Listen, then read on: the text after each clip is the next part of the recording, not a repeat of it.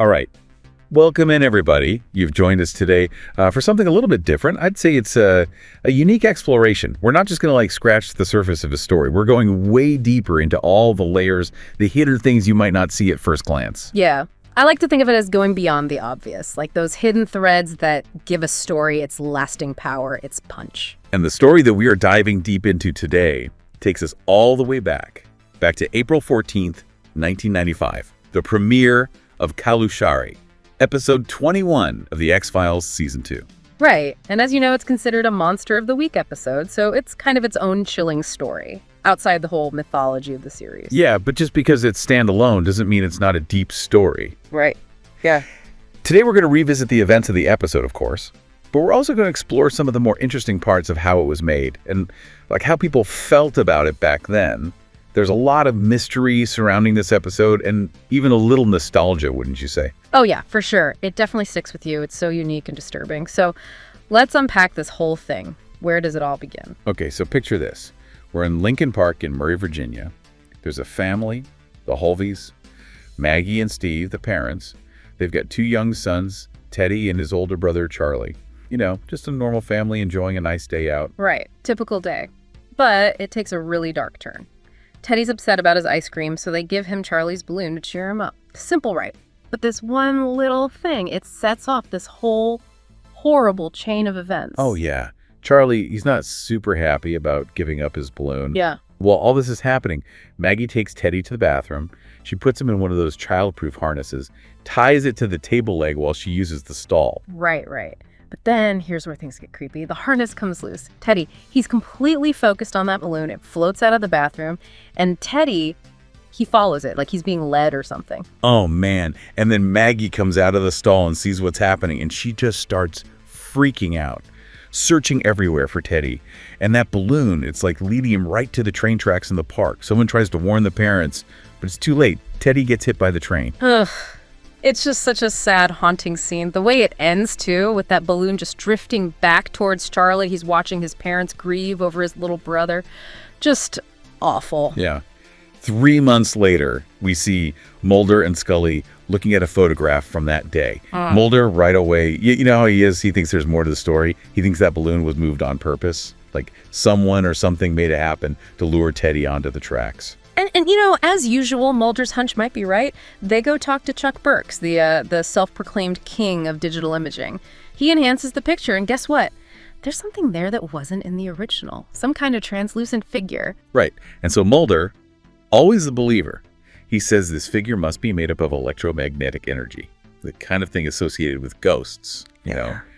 He even brings up the childproof harness that Teddy got out of as proof of some kind of poltergeist. Classic Mulder, diving straight into the paranormal. They go to the Halvey house, and he lays out his theory, tells the parents that someone might have helped Teddy onto the tracks. Then we meet Maggie's mother, Golda. Right from the start, something feels off about her. Scully notices how the fire in the living room flares up really high right when Charlie walks in. Nobody else even seems to notice. Yeah, that's Scully for you. Always picking up on the smallest details. Right. Later on, she also sees Golda drawing something on Charlie's hand. It looks like a swastika, but backward. Right. And then while Mulder's asking about anything strange happening in the house, all of a sudden the lights go out, fire alarm starts blaring. And then just as suddenly the power comes back on, Golda's there, and she starts acting really strange. She even calls Charlie a devil child. Back at the FBI, Mulder tries to explain it all away, saying that in some cultures, a backward swastika is actually like a good luck charm. But Scully, she's already thinking about a different explanation, one that makes a lot more sense to her. Exactly. She starts to think that maybe it's Munchausen syndrome by proxy, where a caregiver makes someone sick on purpose for attention. Teddy's medical history has lots of appointments, maybe unnecessary ones. And with Golda accusing Charlie, it starts to add up. Right? For sure. They talk to Steve, Charlie's dad, about Golda and how she's been acting. He's really worried about her obsession with evil spirits. And he even thinks that maybe she had something to do with Teddy's death. Scully, she's concerned about Charlie, so she refers Steve to a social worker. Oh, man, but then things get even worse for the Holveys. Steve's in the garage trying to fix the door when something happens, he's killed, and Charlie, he sees the whole thing. Terrible. The police start investigating. Scully goes to Golda's room and finds a bunch of dead roosters and candles, really creepy stuff. And Mulder, He's in the garage, and he finds some weird gray powder. Right. And this powder, it becomes like a big mystery. Send it to the FBI lab. Yeah. And they can't figure out what it is. No organic material, no inorganic material. They say it, basically. It doesn't exist. Yeah, that's weird.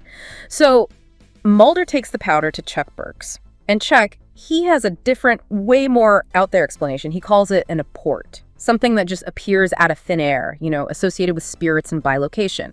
Scully, of course, she's not buying it. Things get even more supernatural from here. Back at the house, Gold is doing this weird ritual with 3 Romanian guys, the Calusari. And Charlie, he's there watching, and suddenly his image pops up in the smoke, and he starts yelling in Romanian. So creepy, right? All this cultural, spiritual stuff mixing in. Right then, Karen Kosseff, the social worker, shows up. She wants to check on Charlie. She and Maggie find him outside Golda's locked room. He's really upset. Maggie's had enough. She tells everyone to leave. But after the Calusari are gone, Golda grabs Charlie, locks him in a room, and pulls out this ritualistic knife. The social worker, she knows something's wrong, so she calls 911 and calls Mulder and Scully, who are on their way back. Inside the room, things get wild. Objects are flying around, hitting Golda. Then she turns towards Charlie, and he's holding those dead roosters. And they come back to life, and they attack her. Mulder and Scully hear all the commotion, break down the door, and what do they find? Golda, dead on the floor, surrounded by the roosters, now dead again. Just gruesome. Then, Maggie finally tells them something they didn't know. Charlie had a twin brother, Michael, who was stillborn. They never told Charlie about him. Later, when Charlie's talking to the social worker, he says that it was Michael who did all those things. Whoa! Okay, so later, Charlie has a seizure, and they rush him to the hospital. He's still really agitated, won't take his medicine, and then Michael just appears, like a separate person, and attacks a nurse. Oh man, things are getting weirder and weirder. And then Michael, pretending to be Charlie, convinces Maggie to take him home. But Mulder and Scully, they notice something's different about Charlie. Scully rushes over to the house, and Maggie, she starts to realize something's wrong too, and she starts preparing that ritual, the same one Golda did. Mulder, he's still at the hospital with the real Charlie. He realizes what's happening, and he calls the Calusari. They get to the hospital and start this intense exorcism on Charlie. The leader of the Calusari warns Mulder not to look Charlie in the eyes or the evil will recognize him, but Mulder, he accidentally looks. Uh-oh. Back at the Holvey house, Scully finds Golda's room all messed up. She sees Maggie floating in the air while she's praying. Then Michael attacks Scully, throws her across the room and tries to stab her with that ritual knife. It's a close call, but just as Michael's about to stab her, the Calusari finish their exorcism. Maggie drops to the floor. The evil's gone from her.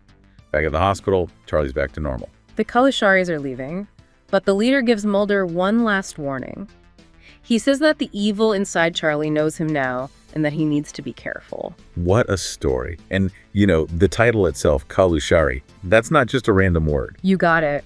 We did some digging, and Calusari is a real thing. They're a Romanian religious group.